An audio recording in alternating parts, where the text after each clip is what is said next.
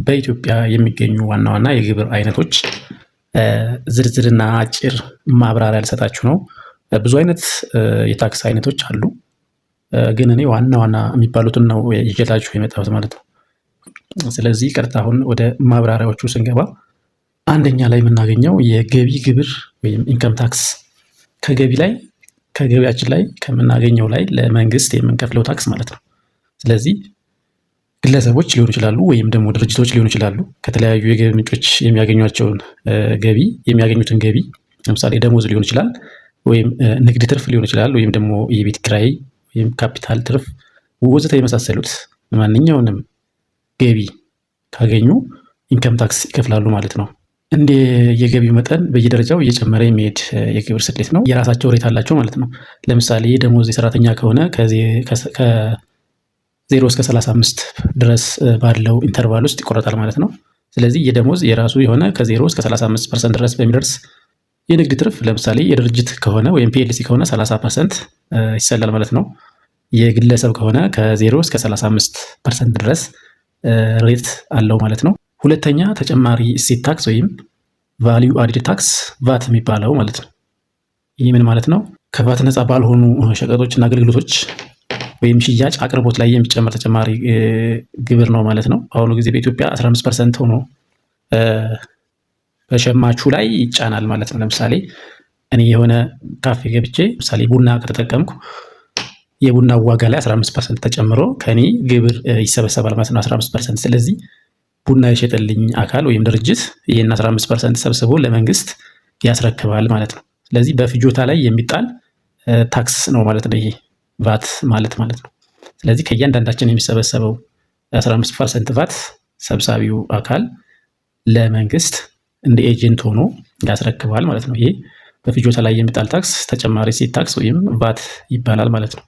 ሶስተኛ የሽያጭ መጠን ላይ የሚጣል እነኚህ ከቫት ተመዝጋቢ ያልሆኑ ማለት ነው ቲኦቲ ተርኖቨር ታክስ የሚባሉት ቫት ለመመዝገብ ያልደረሱ ወይም መካከለኛ ገቢ ያላቸው ከ500 ሺህ እና እስከ 1 ሚሊዮን ዓመታዊ ገቢ ያላቸው ነጋዴዎች ቲኦቲ ይባላሉ ማለት ነው። ሽያጫቸው ላይ ሰብስበው ለመንግስት የሚያስገቡት የግብር አይነት ነው ማለት ነው።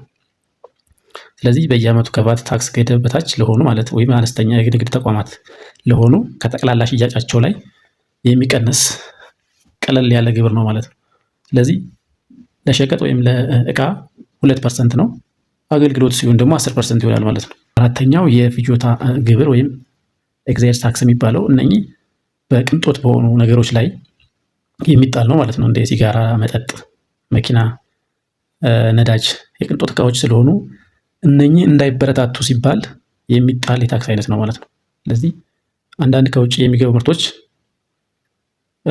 በተመረጡ ወይም ልዩ ሸቀጦች ላይ የሚጣል ግብር ነው። የሚጣለው የእነዚህ ምርቶች ፍጆታውን ለመቀነስ እና ተጨማሪ ገቢ ለመሰብሰብ ታስቦ ነው ማለት ነው። ለምሳሌ ፍጆታ ለመቀነስ ማለት ከውጭ የሚገባን እቃ ወይም ቅንጦት የሆነ ነገርን ኢምፖርት የሚደረግ እቃን ለመቀነስ ታስቦ ይጣላል ማለት ነው። ይህ ሞር ደግሞ ኢምፖርትን ለመቀነስ ያስችላል ማለት ነው ይህ አይነት የግብር ታክስ። ስለዚህ አራተኛው ይህ ነው። አምስተኛው የጉምሩክ ቀረጥ ወይም ከስተም ዱቲ የሚባለው ነው። ይህ ኢምፖርቶች ወይም ኢምፖርት የሚያደርጉ ነጋዴዎች የሚከፍሉት የግብር አይነት ነው። ማንኛውም ነጋዴ ከውጭ በሚያስመጣው እቃ ላይ የሚከፍለው የግብር አይነት ነው ማለት ነው። ስለዚህ የሀገር ውስጥ ምርቶች ለመጠበቅ ሲባል የውጭ ምንዛሬ ፍሰቱን ለመቆጣጠር እና ለመንግስት ገቢ ለማስገኘት የወጣ የግብር አይነት ነው ማለት ነው። እንደየእቃው አይነት አግባብነት ባለው መልኩ ታሪፉም ይለያያል ማለት ነው። ስለዚህ ይሄም ኢምፖርትን አያበረታታም ማለት ነው። ስለዚህ ከስተም ዱቲ ታክስ ካለ ኢምፖርት ይቀንሳል ማለት ነው። ስለዚህ ከውጭ ወደኛ የሚመጡ ወይም ኢምፖርት የሚደረጉ እቃዎች ላይ ሞር ታክስ በበዛ ቁጥር ኢምፖርት ይቀንሳል ማለት ነው። ስለዚህ አንዱ የኢምፖርት መቀነሻ ቴክኒክ የከስተም ታክስ ወይም ቀረጥ ነው ማለት ነው። ስለዚህ መንግስት በዛ አግባብ ይጠቀምበታል ማለት ነው። አንድ ኢምፖርትዱን ከማረጋጋትም አንጻርና ከውጭ ምንዛሬ ጋር በተገናኘ ማለት ነው። ስድስተኛ የቴምር ቀረጥ የሚባል አለ። ይህ ምን ማለት ነው? በተወሰኑ ህጋዊ ሰነዶች ላይ የሚጣል ነው ማለት ነው። እንደ ውል ስምምነቶች፣ የባለቤትነት ማረጋገጫ ሰነዶች፣ የጋብቻ ሰርተፍኬት፣ ዋስትና ሰነዶች እና የተለያዩ ሌሎችም አሉ። በእነዚህ ላይ የሚጣል ስታምፕ ዱቲ የሚባል ቀረጥ ታክስ አለ ማለት ነው። ስለዚህ ይህም አንዱ የታክስ አይነት ነው። ሰባተኛ እና በመጨረሻ የምናገኘው ዊዝሆልዲንግ ታክስ የሚባል ነው። ይሄ ዊዝሆልዲንግ ታክስ ማለት ከተከፋይ ሂሳብ ላይ ተቀናሽ ተደርጎ የሚሰበሰብ ብር ነው ማለት ነው።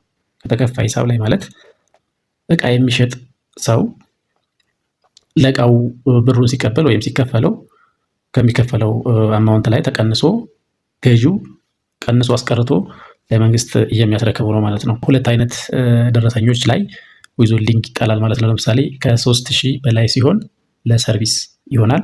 ከ10000 በላይ ሲሆን ደግሞ እቃ ከ10000 በላይ አማውንት ያለው የገዛንበት ደረሰኝ ዊዝሆልድ ይደረጋል ማለት ነው። ሰርቪስ ከሆነ ደግሞ ከ3000 በላይ የሰርቪስ አገልግሎት አግኝተን አማውንቱ ከ3000 በላይ ከሆነ ዊዝሆልድ 2% ይደረጋል ማለት ነው። ለእቃ ሲሆን ደግሞ ከ10000 በላይ የሆነ ደረሰኝ ማንኛውም ደረሰኝ ዊዝሆልድ ይደረጋል ማለት ነው።